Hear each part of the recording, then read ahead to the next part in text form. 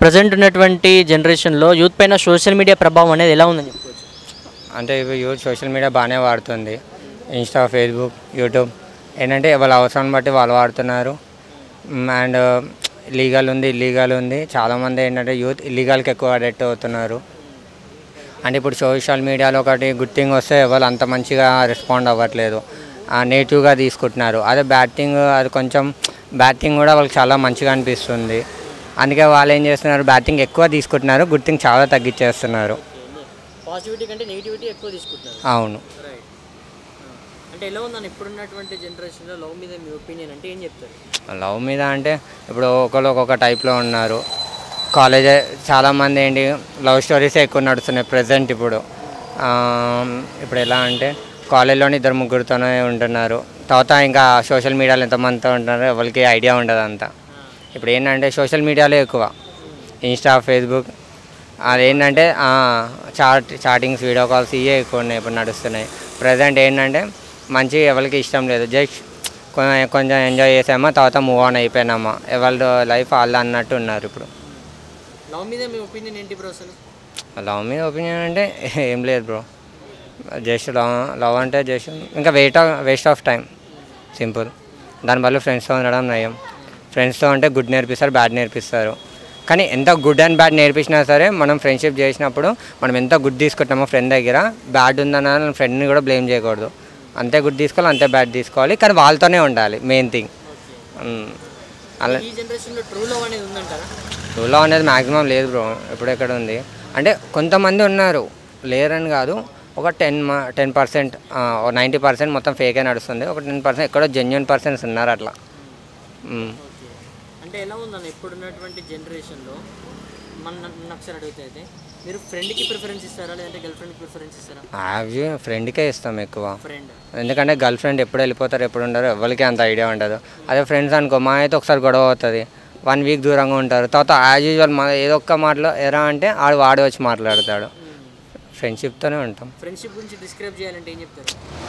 Friendship గురించి ఇప్పుడు చిన్నప్పటి నుంచి ఎక్కువ పేరెంట్స్తో కంటే స్కూల్ ప్లేయింగ్ వాళ్ళతో ఎక్కువ గడుపుతాం మనము చిన్నప్పటి నుంచి కూడా.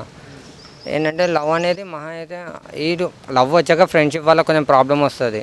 ఏంటి లవర్ వాళ్ళనో ఫ్రెండ్ కొంచెం దూరం పెట్టడం అట్లా ఇట్లా అవుతుంది. అదే లవ్ రాకుండా చూసుకుంటే ఫ్రెండ్షిప్ ఇంకా మంచి స్ట్రాంగ్గా నిలబడుతుంది మనకి.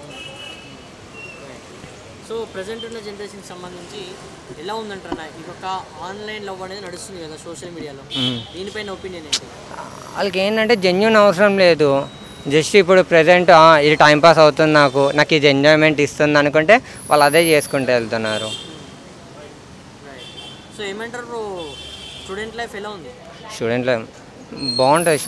స్టూడెంట్ లైఫ్ అయితే పక్కా అందరికీ ఉండాలి. ఎందుకంటే మెమరీస్ ఉంటాయి, ఇక్కడే ఆడుకుంటాం, తింటాము, కలిసి తిరుగుతాము.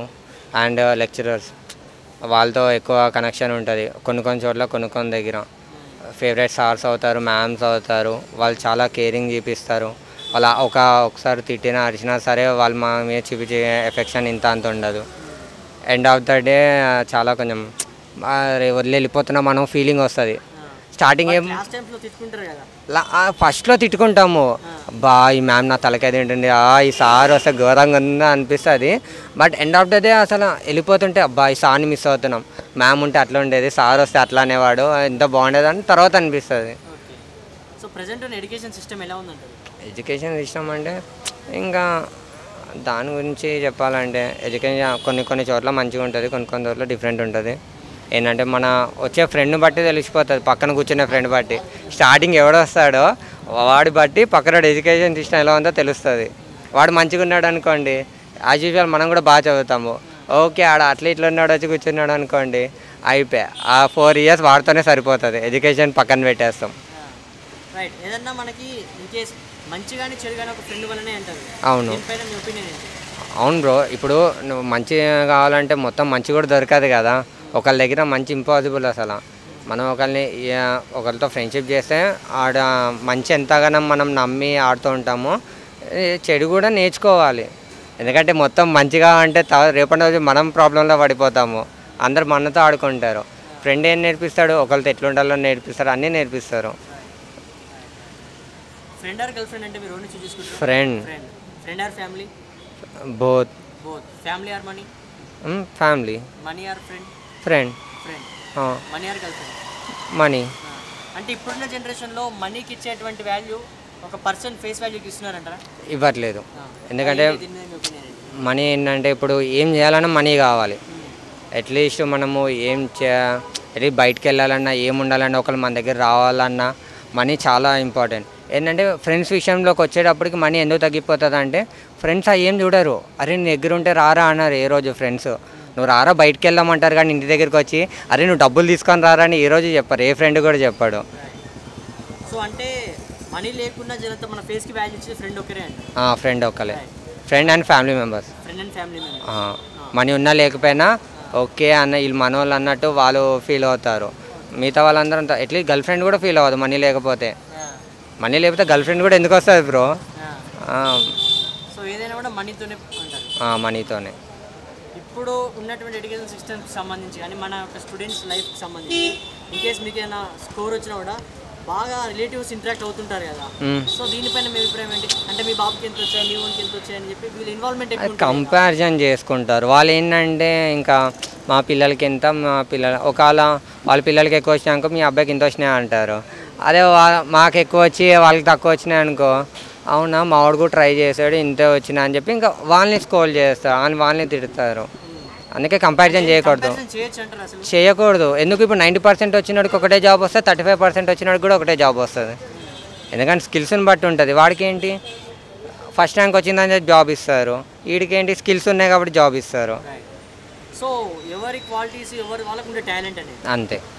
సో ఇన్ కేస్ మీరు ఫ్యూచర్లో ఏదైనా వర్క్ చేస్తారంటే అది ప్రొఫెషనల్గా చూసుకుంటే అంటే ప్యాషన్తో ముందుకెళ్ళాలనుకుంటారా? మెయిన్ ప్యాషన్ ఫాలో అవుతాం. ఎందుకంటే మనకి ఏది కరెక్ట్ ఏం చేయాలి మంచి ఫ్యాషన్ మీద మనం వెళ్తే ఆటోమేటిక్గా మనం అదే సక్సెస్ఫుల్ అవుతాం.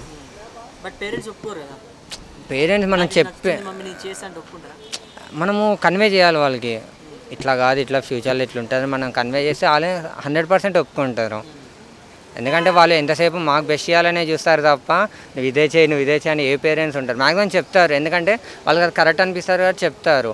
మనకి ఇది కరెక్ట్ అనిపించినప్పుడు ఇదే అంటే వాళ్ళు కూడా అలా థింక్ చేస్తారు, ఓకే ఇది ఇట్లా ఓకే ఇలా అందుకే ఫాలో అవుతున్నారేమో అని చెప్పి ఆలోచించి వాళ్ళు కూడా ఓకే చెప్తారు. So at the end of the day నీకు ఫ్యామిలీ ఇంపార్టెంటా, ఫ్రెండ్స్ ఇంపార్టెంటా, మనీ ఇంపార్టెంటా, లేదంటే నేను లవ్ చేసిన పర్సన్ నీకు ఇంపార్టెంట్ అంటే కానీ ఓన్లీ 1% సెలెక్ట్ చేసుకోవాలంటే మీరు ఓన్లీ సెలెక్ట్ చేసుకుంటారు? ఇప్పుడు 1% అంటే 2 సెలెక్ట్ చేసుకుంటాం. ఎందుకంటే ఫ్రెండ్స్ ఇప్పుడు వెళ్ళరా అన్నా సరే తర్వాత వచ్చేస్తారు, గర్ల్ ఫ్రెండ్ రాదు. మనీ ఇప్పుడు కాకపోతే ఇంకెప్పుడో చూసుకోవచ్చు. ప్రజెంట్ అయితే ఫ్యామిలీ అంటాను. ఫ్రెండ్స్ ఏంటి ఓకే రా వాళ్ళు అర్థం చేసుకుంటారు. ఫ్రెండ్స్ ఏంటి ఓకే రా. ఇప్పుడు ఫ్యామిలీ ఏంటంటే ఇప్పుడు ఫ్రెండ్సే ఇంపార్టెంట్ అని అంటే ఇన్ని సంవత్సరాలు మనం చేసాం కదా ఎందుకు అట్లా ఉన్నాడు అనుకుంటారు. మన ఫ్యామిలీని చూస్ చేసుకున్నాం అనుకోండి ఫ్రెండ్స్ ఆటోమేటిక్గా మన దగ్గర ఎందుకంటే వాళ్ళు అర్థం చేసుకుంటారు కాబట్టి 100% వస్తారు. గర్ల్ ఫ్రెండ్ మనీ ఇంకా ఎప్పటికైనా వస్తారు లైఫ్లో. మన పేరెంట్స్ లవ్ని డిస్క్రైబ్ చేసుకోవాలంటే ఎలా చెప్తారు? మమ్మీ డాడీ వాళ్ళ లవ్ని మన పైన కేరింగ్ని డిస్క్రైబ్ చేయాలి. అది అలా చేయలేం బ్రో, ఎందుకంటే అన్కండిషనల్లీ.